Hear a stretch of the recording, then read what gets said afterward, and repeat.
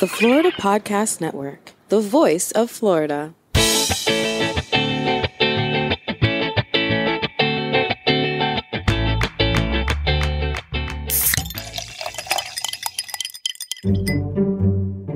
This is Gerard with episode number 24 of Florida's Fresh Mix on the Florida Podcast Network, a random mix of Florida's freshest personalities. Listen in. Hey everyone, this is Amber, the lead content producer for the Florida Podcast Network, and happy Fresh Mix Friday, hashtag Fresh Mix Friday. And I'm here with Gerard. What's up, Gerard? How's it going? What's up, girl? Not much. I am stoked for this episode. Absolutely. What an appropriate word. Yeah, isn't it? Today's episode, we are talking about weed, pot, marijuana, cannabis, that good kush, whatever you want to call it. That is what. There's so many names. So many names. We're talking about it because our guest today is Angie Willoughby, a.k.a. the Green Baker.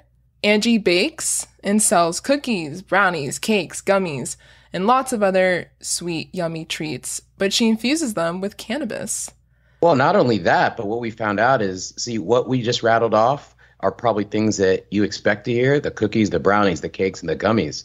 But she talks about all the other stuff she makes. I mean, she makes real food and she goes into detail. Oh, geez. Every time I listen to this episode, I just get hungrier and hungrier. But anyway, we'll let you guys be surprised with all the other stuff that she makes with cannabis. I know it would be pretty sad to understand how to infuse food with cannabis, but then to limit yourself to just cookies and brownies. Like, she makes arroz con pollo and just a bunch of other really awesome things. I mean, basically anything she wants. And she does have a culinary background. Let's get that out there. She is a trained chef, so she knows what she's doing. Yeah, that helps a lot. What I love most about this conversation is how informative she is when it comes to the many benefits of cannabis. You know, she is just all about educating people because, let's face it, there are tons and tons of misconceptions when it comes to the medicinal benefits of this plant. It's like I said in the interview, she's like a mad scientist when it comes to this stuff. But there's no way for anyone on the planet to ever know everything about all types of cannabis, all of their uses and applications, etc. But she really has done a lot of research, and she's learned a lot, and she can teach a lot, and she's learning every day. But yeah, I mean, she's all about, we hear a lot about fake news, and she talks about, these fake misconceptions about cannabis and the stigmas around it and trying to push through all that. Yeah, so if you're listening right now and you are skeptical when it comes to cannabis and using it, consuming it, all of the typical stigmas that are attached to it, then I would suggest maybe having a bit of an open mind for the next 45 minutes or so and just let Angie educate you, because you never know, you might learn something new and you might learn how this could benefit you or someone you love. And if you're down with the beautiful plant, then you definitely want to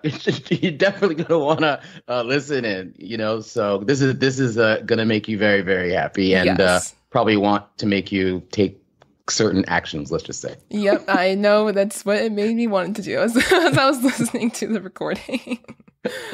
No, this is a great conversation. Also, you'll hear Gerard's amazing edible story. Let's just Okay. Let's stop right there. Let's stop right there. It is a great story. I don't want to have any spoilers whatsoever. I have not told that story to many people at all. And now it's going to just go worldwide. Okay. If I can just say a little spoiler for the listeners, because it's toward the end of the episode. So if you make it to the end, you will not be disappointed. His story takes place in Amsterdam. Okay. That's all I'm gonna say. Yes. Give them that little tease. That is true. Yeah. That was a good little minor spoiler that's worthwhile. All right. If you know, you know. Okay. Mm-hmm. Also, before we jump into this conversation, this is actually part 1 of a 2-part interview. So don't miss part 2 when it comes out on March 4th. You definitely aren't going to want to skip out on that. So 2 days before my birthday. So if you want to make the birthday boy happy, you'll definitely listen in. on March 9th, Pisces. Oh, sweet. Pisces in the house. And my nephew is March 10th. Wow. That's, yeah. So let Jemmy know that if she doesn't know already, that you're back to back with her son. Awesome. Yep. Pisces in the house. We love to see it. All right. Now let's finally get to this awesome conversation with the green baker herself, Angie Willoughby. Hello. Today we're here with Angie Willoughby, a.k.a. the Green Baker. How are you doing today, Angie? I am doing fantastic. I'm so excited to talk about weed. Okay, I don't think we're gonna have a contest about who's more excited about this interview, but we'll see. The excitement level is going to be at a 10. Now, my summary of what you do, and you can trademark this if you want. You feed weed. That's what you do. You feed. I feed the need for weed. I would expound on that. Yes, you feed the need for weed. And people's greed for weed. You know, how many rhyming words can we possibly put into that? That's going to be the challenge of the day. But yeah, definitely. That is when you break it down to its most, basic. Yes, definitely. I definitely do feed the need for weed, whether it's knowledge of weed, education of weed, being able to have a personal relationship with weed, whatever that need for the weed is, I definitely feed that to the public. So yeah, definitely. It's I'm going to have to get that trademarked. No problem. No free of charge. So listen, I want to talk about your origin story. You've said that adversity is a mother of invention.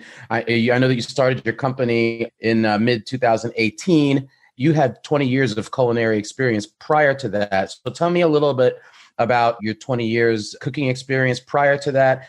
And when you say adversity is the mother of invention, I have a feeling, although I'll let you explain it in case my assumption is wrong, but I have a feeling that you getting into the weed business had something to do with your beautiful son, Danny. When I say beautiful, I mean, this kid is cute. Yeah, he is. He's like the cutest munchkin ever. So Danny was born with cerebral palsy, and my theory is that somehow this had some influence in you. Yeah, definitely. I love the way you put that. Can I walk around with you with that? Because that was really great. Really, I have like a ton of experience. Now it's much more experience, but it's over 20 years experience. I actually graduated from Florida Culinary, which is right here in West Palm Beach, which is where I'm based out of.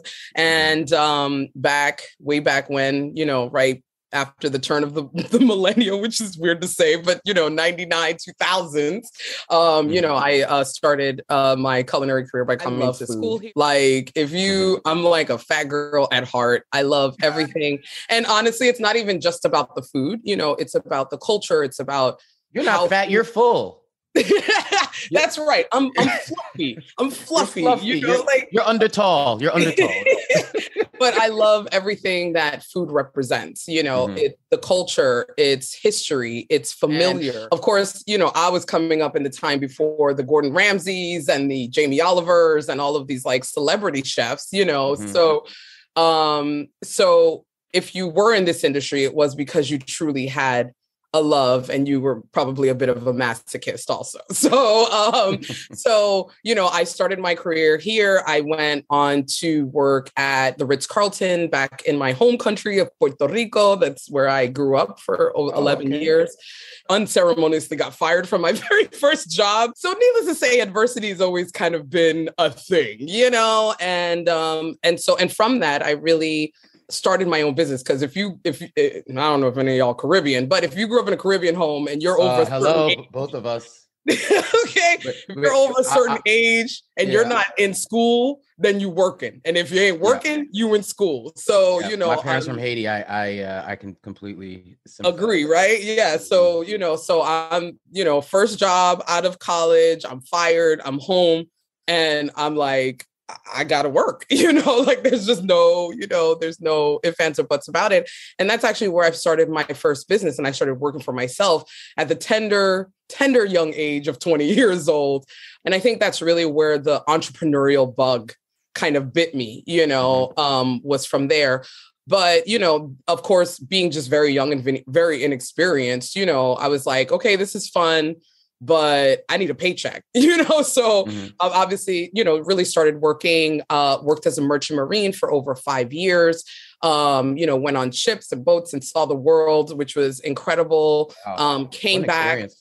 Yeah, it was a lot of fun. That's a whole nother life, I feel like. But I came back and started working at different restaurants locally here in Florida, all the while still always having kind of my own side hustle, right? So I've always kind of been this entrepreneur, but I never really took it to a full-time thing. It was always kind of okay, it's on the side, I would do caterings or I would do different things on the side, to supplement my income and whatnot. And then I kind of had my son very unexpectedly, but that's a whole nother story, in 2008. And then I realized these hours that I work are just unacceptable for raising a small child with special needs. And so I transitioned into the nonprofit world. And then I was in nonprofit pretty much until 2019 when I started working the Green Baker full time. So I've had a myriad. I've worked hospitals and boats and restaurants and caterings and all kinds of different things. So all of this journey, was really about getting me to this place. And I feel very strongly about that. And having my son, completely changed my mindset, because obviously, of course, I want to create a legacy for him. I want to do something that I'm really passionate about that allows me the time and the space to take care of him, but also it allows me to continue to support him, and to continue to move forward in and with my gift. I have been a very long time recreational user. So I understood cannabis from kind of a user standpoint. And I definitely understood and believed in the medicinal purposes of cannabis, but I did not have the education to understand how to use it medicinally, right? So the only relationship I had was kind of in a recreational kind of, and as I started really spending more time with my son and, seeing that, he has cerebral palsy, that is a lifelong, disease. It has no cure, and so to try to figure out, okay, as a parent, you want to give your child the best quality of life. You want to give them all the tools, all the access, all of the things that they're going to need to be their best person, their best human, right? And so when I really started to look a little bit further into cannabis and, understanding that he would have to be on something long-term, right? For the rest of his life, he would have to be on this. And then understanding that the medicines that are out there cause so many other side effects. And then, this thing, you're taking this thing for one thing, but then, you need this medicine to counteract this thing that it's causing and all of this. And I was like, I don't really want him to have that type of life. I want him to have drug interactions as well. And that too, yeah. So there's so many things once you get into kind of the pharmaceutical side of things, and not to say that there isn't a place for the pharmaceutical, because there is. And I know there are lots of people that have found their thing, in that sense. But just as a parent, until he is able to kind of make those decisions for himself, I knew as a parent, I wanted to give him something that would grow and evolve with him. I started, purchasing regular, CBD oil. As we all know, it's everywhere, right? And I was like, okay, I'm going to start with some CBD oil for him. And I will have, my son has a very sophisticated palate. So he was. How old is he now? He's 13. He just turned 13 in December. And how old was he at the time? Oh, he was 10. He was maybe 9 or 10 years old. Right. And and he would be very vocal about the fact that he did not like it and it tasted nasty and he didn't want to take it. And so, then it was like, okay, my son doesn't want to take this. And obviously I understand and know and believe in the uses of cannabis. So I'm like, why don't I just start making my own stuff? I'm a chef. I'm a full-fledged chef person, and so really from that impetus of wanting him to have obviously the access to it, because he's not going to smoke it. He's not going to vape it as a 10-year-old or 11-year-old, right? So what is a way that I can make this accessible for someone like him? And so food immediately became something that was accessible for him. I also have my partner who she has a myriad of extenuating medical issues, and she can't smoke. She has COPD and asthma and all of these different things that she wouldn't be able to partake of cannabis if it was only in kind of this smokable kind of inhalation. And so really being able to eat it made sense for my family, being able to make it into an oil or a butter just made a lot of sense, and so that's sort of the baby generation of the Green Baker. And as I started making stuff for him and doing more of my own research, more of my own education, more of my own learning about cannabis, I just saw how much misinformation was out there, and, how people were just it was like the blind leading the blind. Everybody was just kind of like grappling at stuff, and nobody really knew, what was going on, and, what is a reliable resource when you want to get information about cannabis. And that really didn't seem to be out there. And so I was like, well, I guess this is it. Right. This is what I got to do. And so, I really started the Green Baker to help people to understand and to create a responsible and mindful use of cannabis through food. My medium is food. For other people, their medium is something else, right? But the medium that I use to try to educate and help people is through my food and what I make. So I quit my full-time job in 2019, right before the pandemic closure, lockdown. And nice. You can bake all day. Yeah, it was honestly, the lockdown was not that bad for me. I'm going to be really honest, because it just gave me, first of all, I didn't have a full-time job because I had already quit. So that was good. I didn't have the pressure or the, kind of the angst of that, of like, oh my gosh, I'm not working. I had already transitioned into being a full-time entrepreneur. So, really, it was just about me understanding how to pivot and grow my business in very uncertain times, which life is always uncertain. So I think you were able to focus like a laser on it, I would assume, because it was like, it was like pivoting, and pivoting was the name of the game in 2020. And then just trying everything, being fearless. And so I've continued, and now I've kind of expanded into doing markets and events and festivals. And I love doing those things because I feel like cannabis is mainstream now. Cannabis is no longer behind a dumpster in a dark corner. Oh, we're going to go smoke some, the stigma has been eroding rapidly over the past. Little by little, it definitely is. Yeah. I mean, there's still stigma, right? There's still stigma. Yeah. There's still stigma behind people of color. There's still stigma behind moms who medicate. There's still stigma behind, so there's still that, and I think it's going to be an ongoing battle, but it's no longer in the shadows, Well, at that point, just not to interrupt, but I'm going to give you big ups on your podcast for addressing a lot of those issues. We're going to get there later, trust me, but addressing all the issues on that you tackle and your guests tackle with respect to owning it and reducing that stigma. I'm very impressed by that. We'll get there, but I just wanted to.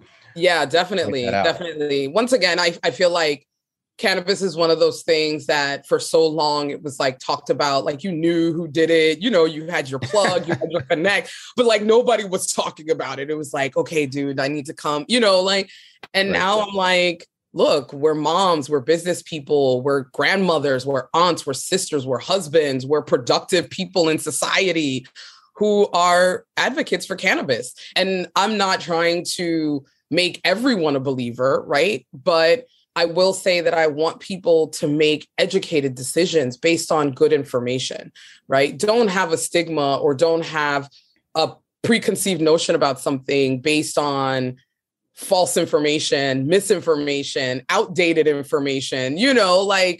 If you're going to say, hey, I don't want to use cannabis, or I'm choosing not to use cannabis, it's because you've educated yourself to that. And right. Oh yeah, I'm really not, I understand it. I know it, but I'm okay. I don't want to use it, because at the end of the day, just like me, I started this business for my son. You never know who you're going to come into contact with, whether it's someone you love, a friend, a family member, who is going to need that information, whose life may be damn near completely changed because of that information. Right. And so you may not want to use it. You may not be, you may be like, no, I'm good. I'm cool. I have all the information. I know, but it may be that person that's close to you that can really use it. And Elizabeth Hayes, who's a cannabis, cannabis care nurse that was on my podcast.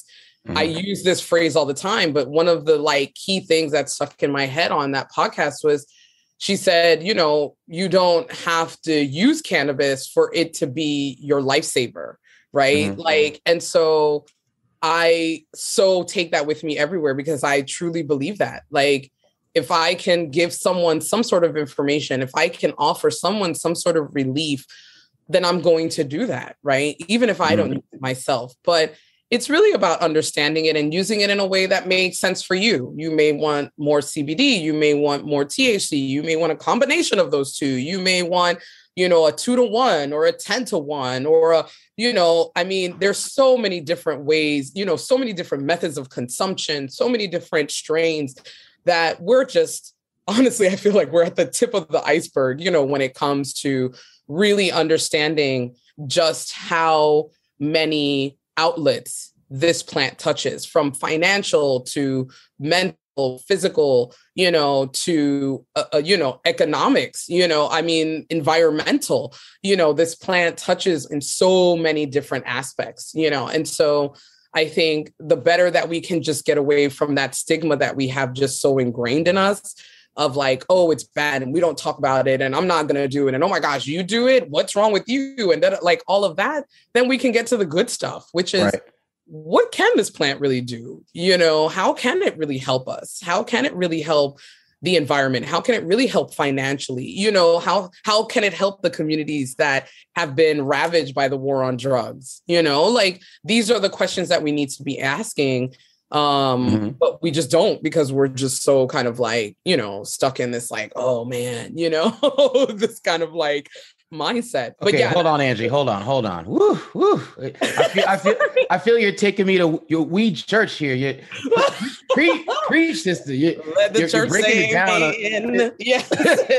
in every single way. I don't think I've gone so long ever, not even close, in an interview, and I was just letting you run with it. I was like, oh my gosh, I'm taking. Sorry, I know. No.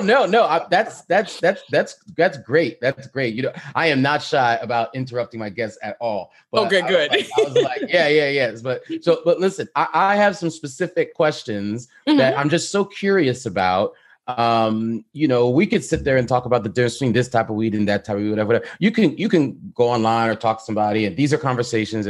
But I want to talk to you about things that only you can answer, right? Oh, so wow, goodness, no pressure. No pressure. No pressure. No, these are layups. Okay, these are softball questions. All right.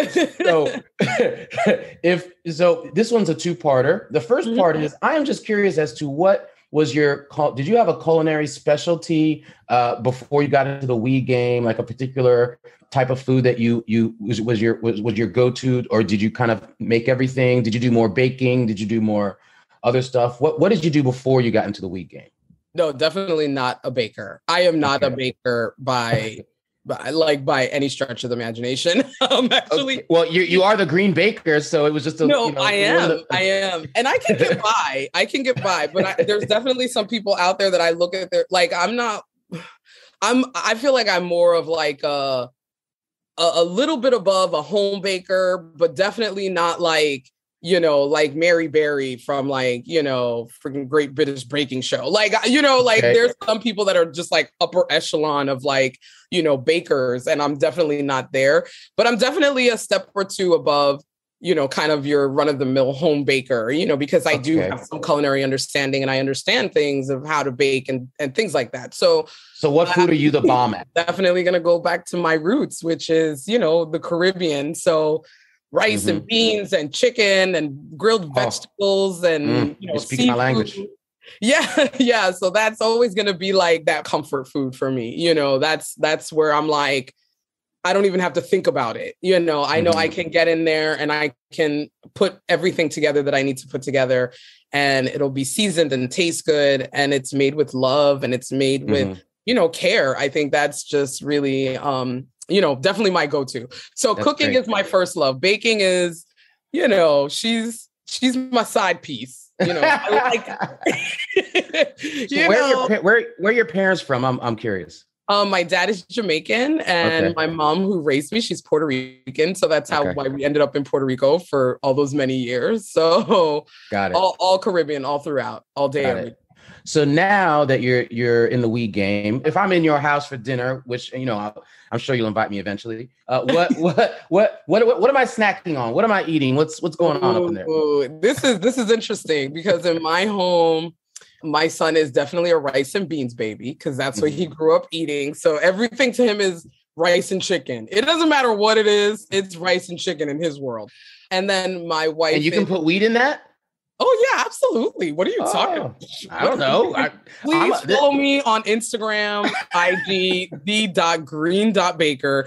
You will see the types of things that I put weed into. I had a whole catered event that I did, and I made everything myself. I had a roasted potato soup that was infused. I had that sounds great. That was topped with butter poached lobster. Infused, I made my own ice cream from scratch, infused. I made actually this very dish, arroz con pollo, and that was also infused. So once you have... I'm rubbing my nipples right now, just like, oh yeah, talk food to me, talk food to me, So, I mean, once you have the oils and the butters, that gives you the maximum versatility, in my opinion, when it comes to an edible, right? Because when you're thinking about a commercial produced edible, we're usually looking at things like gummies, brownies, Rice Krispie treats, and I'm going to feel it. Like, not just the weed part, but like... I'm older than you, so I feel you, girl. Okay, like, I'm going to feel all this indigestion in my stomach. I'm going to be like, okay, what's happening?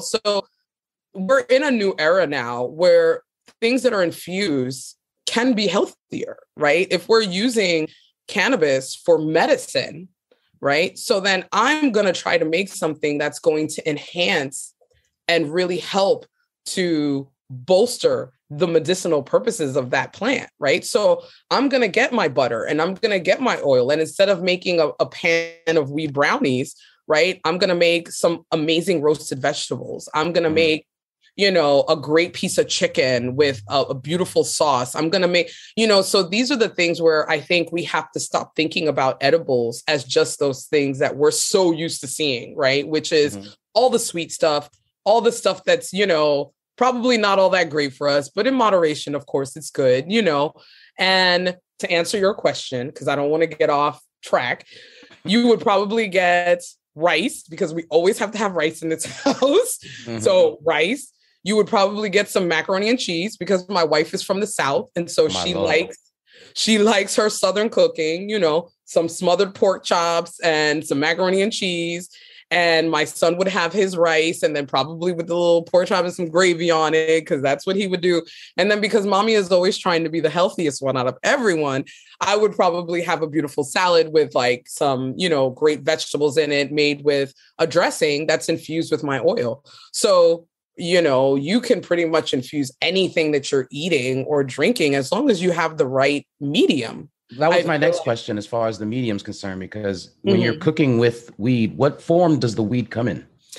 Well, for me in particular, I can't speak for everybody, but me as an edible maker, very early in my journey, I realized that I would only use whole flower. So I only use either buds, weed buds to make my infusions, or I will use like rosin, which is a pressed form. It uses pressure and heat to extract the THC out of the flower.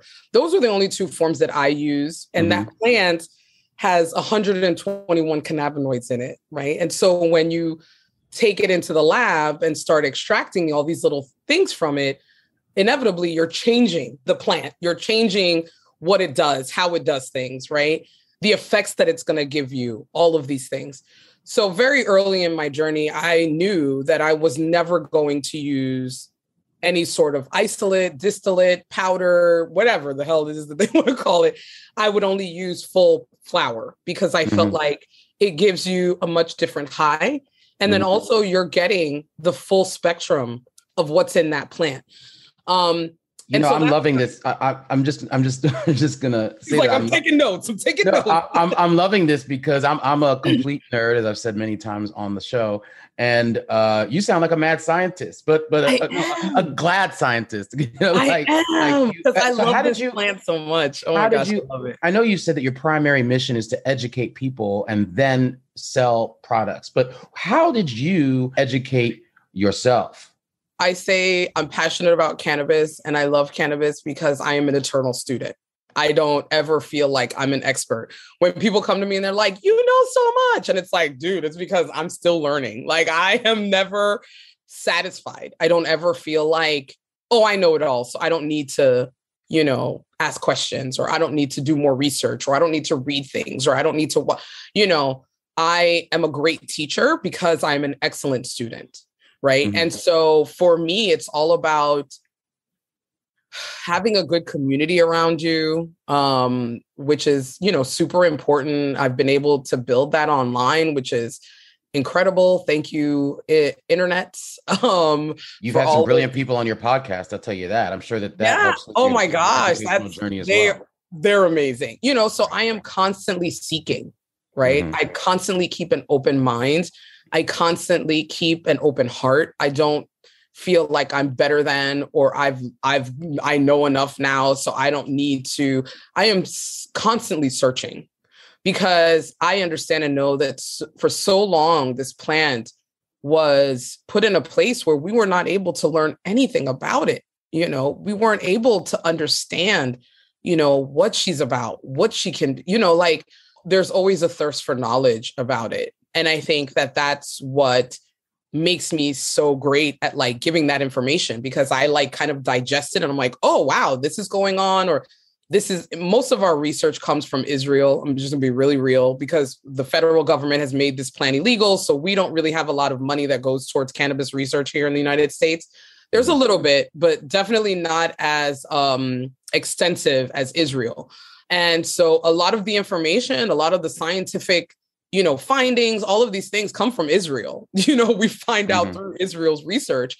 And so, being able to learn and talk to people, having reliable people around you that you can go to and go, yeah, their thirst for knowledge is just as big as mine. And so when I talk to them, when I ask them questions, I know I'm going to get at the very least, the most reliable information possible. Right. And so that's, I feel, what helps to keep my learning comprehensive, right? Because it's not just about staying in this bubble of like, oh, I know what I know, and then that's it. I constantly am seeking from other people, and understanding that at the same time, things will continue to change and evolve, and so maybe what we thought last year about it, we'll get some new stuff out and it'll be like, oh, okay, and so that's why it's important to like kind of keep your ear to the ground, because things are constantly changing. There's more research being done.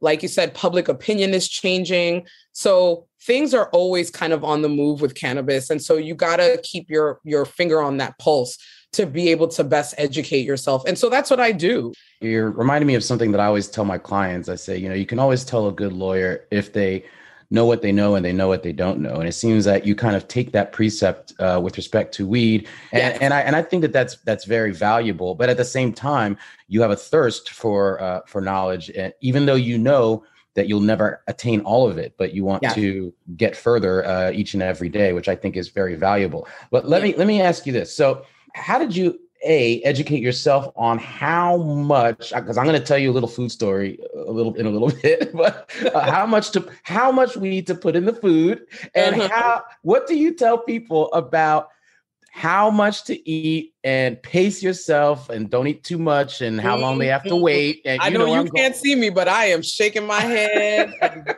giving you a side eye. So how did you learn how much to put in the food, and what do you tell people about portion control? Oh gosh, that's the biggest question that people ask me all the time. Look, I'll tell you this. When I first started, there's a lot of online calculators, like 420 Chef and all these. I mean, there's tons of information out there. I mean, we have the internets at our full disposal 24 hours a day, right? And so that's how I would measure out, how much was in whatever it was that I was making. And as I quickly began to understand, there's a lot of variabilities when it comes to these calculators. You know, some people say this, some people say that, just like everything, you know. Right. Trial and error. Yes, there's a lot of that. There's a lot of that. Yeah. And so, you know, when I really undertook this more seriously, right, as a business, understanding I'm going to be providing a product to people, and it is my ethical duty as a business to be able to give them the most accurate information as possible, then I knew, okay, I need to really invest some money into getting lab testing done. So that's something that's, you know, required by the state. It's required sometimes by your banking facility. No, not maybe. It is required by your banking facility. And so there's a couple of ways that I figured, okay, I have to get things lab tested. I send it off to cannabis labs, which are all over the state of Florida, all over the United States, but it is very expensive. I mean, it is ridiculously expensive for a small business, right? If you're a giant dispensary, right, that has, you know, 100 and some odd locations all over the state, then, you know, it's a part of the business model, right? But as a small business, to have to shell out anywhere from $70 to $300-$400 for each item that you're sending them to test, that's a huge chunk of the money that you're not making yet, you know. How often do you have to send your, you know, samples out to get tested?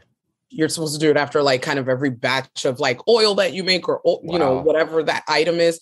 And then you have to send them the individual items. So you can't just send them the oil. You have to send them like, oh, I made cookies with this oil. Okay. And then I have to send the cookies. Oh, and then I made a cake with this oil. Okay. I have to send them the cake. And oh, I made so it's just, it once again, it begins to add up very, very quickly. And so I started doing more research, and I was like, look, I need to find a much more accessible way for not only myself, but other people, right, who are probably making edibles at home and having questionable results with it, right? Because when we make it at home for ourselves or make it at home and then like give it to our friend and you're like, oh yeah, just eat like a quarter of it, you know. Right. With my education and understanding that everyone's metabolism is different, everybody's body is different. You could eat the same exact brownie, you could eat the same exact gummy and have a completely different effect than I would, right? Just based off of your body chemistry, your makeup, you know, there's so many variables that go into how you have this effect, right? And so I was like, okay, I understand this from my education that everybody is different, right? And so how do I, as a business, make this as ethical as possible to be able to give people the correct information for them to make an educated decision based on themselves, right? Because that's what it comes down to. And so I found some really great equipment. I have a T-check that I use, and I'm able to actually test the oil that I make. So that way I'm not having to send it off to a lab every single time, you know. What is that called? A T-check? What's that? Yeah. So a T-check, it's an awesome company. It's based out of California. And it's like an at-home tester. So a potency tester. Okay. And so I've been using it pretty much since 2018, I think, as soon as I found them, because prior to me being a legit business, right, I was doing things at home. And so I had to have some way to be able to test things. And then once I became a legitimate business, then I had to send it to a laboratory, right? Because then now I'm permitted by the state. I have to have certain things, you know. So I've been using the T-check for a few years now. Does it replace your need to send things off to a lab now? No, it doesn't, but it does replace the need for me to send it as often. Okay. Yeah, as often.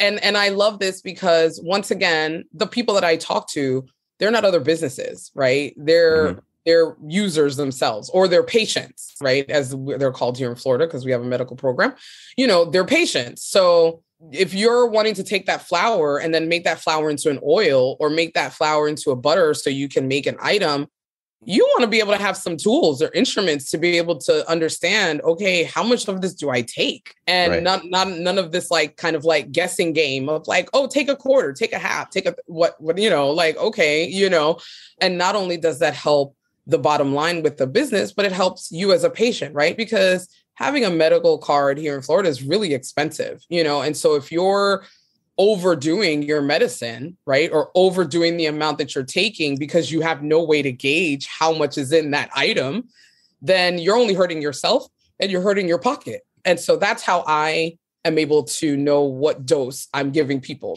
And then the second part is I always tell people start low and slow. They don't ever listen to me, ever, ever, ever. Nope. All the nopes that ever noped.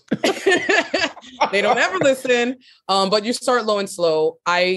I give dosing information based on, like I said, my testing.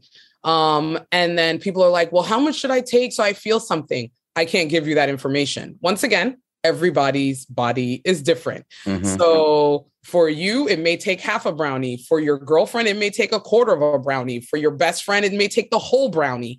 I can't give you that information to tell you what kind of effects you're going to have. I can just give you the information that I have as the chef and the creator of it, that, hey, this brownie has 100 milligrams in the whole brownie, right? And then it is up to you to then make an educated adult decision to say, okay, if it's 100 milligrams in that brownie and I cut it into 4 pieces, I'm getting 25 milligrams. And I don't know if 25 milligrams is going to be enough, but I'm going to cut that in half and then start with half. And then if I need to take more, I can always take more, right? I always tell people, once you're at the peak of the Hulk, you can't decide to get off the ride. Well, Angie, look, so I'm laughing because I'm having a flashback, and I would like to share it at the risk of my own embarrassment. I love it. Share it. Cliff's Notes version of why this topic hits home. Okay. So I was living in Amsterdam, and starting right there, done deal. Okay, now this might irritate my beautiful, wonderful girlfriend because it involves my ex. But baby, I love you. It's a long time ago, long time ago. It's a long time. So my girl and I, she was Dutch, but she was not a weed smoker. So she smoked weed for the first time with me, right? Oh. So, but we didn't decide to smoke weed. We decided to go and eat some brownies. At the time, a lot of coffee shops refused to make brownies because Americans, or foreigners, particularly Americans, were eating too much and going bonkers and out. So we had to find a coffee shop that actually had brownies. So we finally found one, and we were there with a friend of hers, and then her boyfriend at the time, or husband, or whatever. So it's just the 4 of us.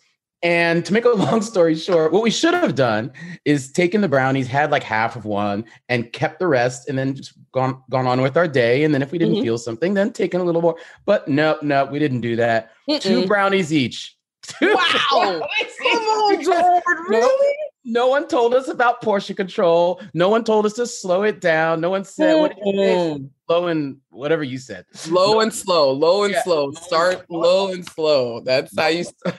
No one told us that. So we eat the brownies. We're like, we don't feel anything. Let's go get something to eat. Because we were getting a little hungry. So we're in the middle of dinner, and I'll never forget, no one's feeling anything. We're just sitting there eating. And then all of a sudden, in mid-sentence, the boyfriend he's talking and we're laughing, and he just stops mid-sentence. And then, boom, his face goes right into his plate. Food splashed everywhere. He passed out, and his face went directly. It was like in a cartoon, right? Oh, wow. Splashed everywhere, and he is knocked out. And we're like, lift him up. He's going to drown. Oh, my God. Drowning his food. Now, while we should have been acting with a lot of concern, but it started hitting us at the exact same time. So we just started laughing at him. So then, but the girlfriend wasn't, she was panicking, right? So but my girl and I were just like starting to laugh. Now we're starting to feel it. So she and her man couldn't go to the show. So my girl and I go to the show, and we are just high as heck. I remember it was so hard. It was hard to find our seats. And then I couldn't I was like, I need water. And it took me like 2 minutes to just grab my glass and put it to my lips and try to drink it. And then my girl elbows me. She's like, did you see that? Did you see that on the stage? And I go, what? She goes, that guy on stage, he took his head off. And then he put it back on his neck. I'm like, what? He did? I think I saw that too. And then we were wrecked. We were wrecked. That sounds about right. I don't remember how we got home. I don't remember, but that's how I learned my lesson about. Wow. I mean, we have, I think all of us have our, I've way overdone it experience, I mean, if you're But what about a face plant in a plate? That's the first time I have ever heard that before, ever. That was entertaining as all get out.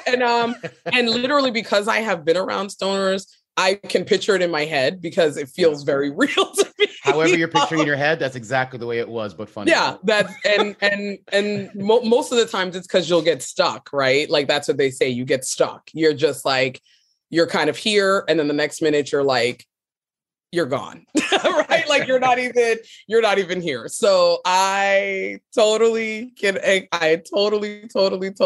picture that so very clearly in my head.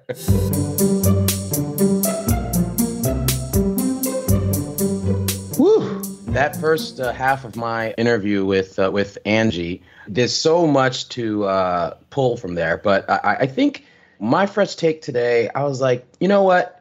First of all, let me just ask the obvious question. Why is weed illegal? Seriously, why is it stigmatized? Why? We all know it's not fact-based. And I don't even need to talk about the hypocrisy between what is legal, like cigarettes and alcohol, and causes so many deaths every year. Weed is still illegal in so many places. In some places, it's only legal for medicinal purposes and not just in general.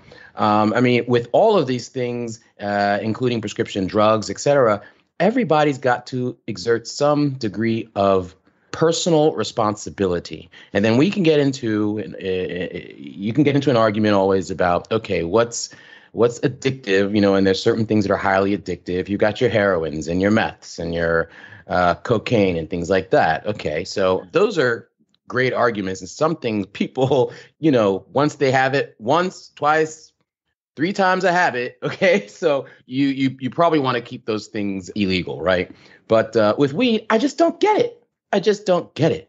When's the last time you I was about to say open up a paper. I just dated myself. When's the last time that you read the headline and it was about a weed death? I mean, it's, a weed overdose. Does that even happen? Is that even a thing? I don't even know. But the other thing is, if you're someplace where weed is illegal and your only alternative is, to drink alcohol or do something else, I would say, certain people have certain personalities that are more geared towards becoming abusive towards certain substances and probably not others. And when you take weed off the table of the menu of things that you can use to relax or, have a good time or decompress or reduce pain or whatever, then you direct people. They're not going to, some might say, okay, well, then I just won't do anything. But some will be driven to do other things that are probably less healthy for them. I also don't understand why we have this stigma that still exists. It's getting better. Once you embed it in the law, that's kind of an outward signal to the country and the world that it must be okay. And as we see this trend spread across the country, you see the stigma also dissipating as well.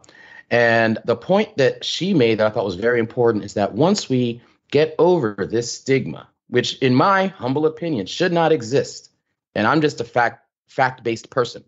I've also smoked weed. No one would ever call me a weed smoker, and I would never call myself a weed smoker. I barely did my whole life. I do dabble in the gummies, and I've got my my vape pen because I like to travel with it, and it's simple to buy. It's totally legal. I can get it at the corner store as an alternative to drinking alcohol or doing anything else.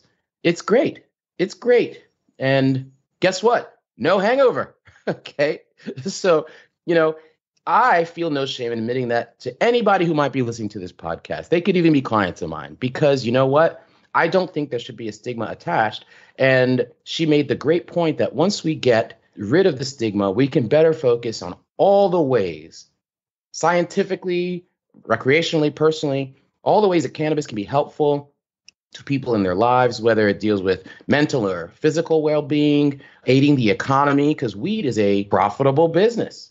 Let weed add to GDP, okay? More so than it already is. And think about how we can use weed to alleviate addiction in drug-ravaged communities because, they will have an alternative, right? As I was mentioning before, add weed to the menu of options, but legally.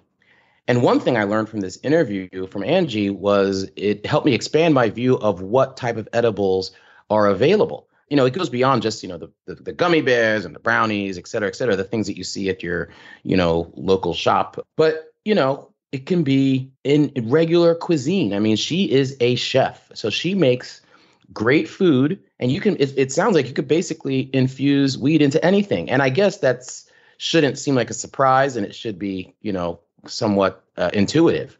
I just haven't thought of it that way because the only thing I've seen weed put into are the typical, edibles that you see in the store. I also didn't think about the fact that weed can also be put in drinks. I mean, I think I've seen them advertised. I've never experienced that. I don't know what it's like to drink a cannabis infused soda. I don't know. I have no idea. But she really crystallized for me that cannabis can really be put in anything. But make sure that you do your research and get the portions right, and make sure that you don't overdo it because you don't want to be tweaking out until the blissful release of morning when you wake up completely refreshed and the crisis is over.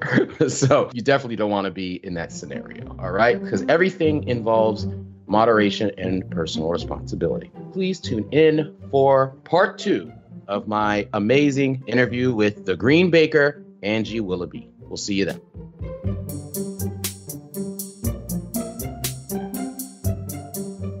For details and show notes about today's show and our guests, go to freshmixpodcast.com. I'd really love your feedback, both on today's guest and on my fresh take. The Florida Podcast Network has a closed Facebook group exclusively for super fans of their shows, like Florida's Fresh Mix. So we all look forward to hanging out in there with you. Just search for FPN Insiders on Facebook to leave us comments, get early scoops, contests, and other special treats. Or you can just complain about Florida, which is super easy to do. Like at this time of year, I can use my heat and my AC on the same day and then go back and forth during the day. I have to get up and switch it throughout the day. Like, what's up with that? What other state does that happen in? I don't know. Does that even happen in California? I bet it doesn't happen in Hawaii. I think it's a Florida thing, yo.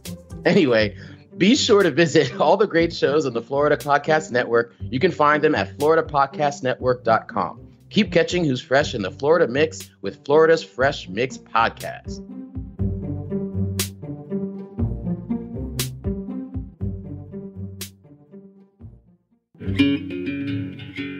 Flintstone Media has been the digital messaging bedrock of several brands and businesses, serving as a highly resourceful podcast production house and consultancy firm for over 6 years. Visit flintstonemedia.com for podcast samples. From show development and setup through recording and distribution, work with a leader in the industry and add a new podcast to your brand's content offerings. That's flintstonemedia.com.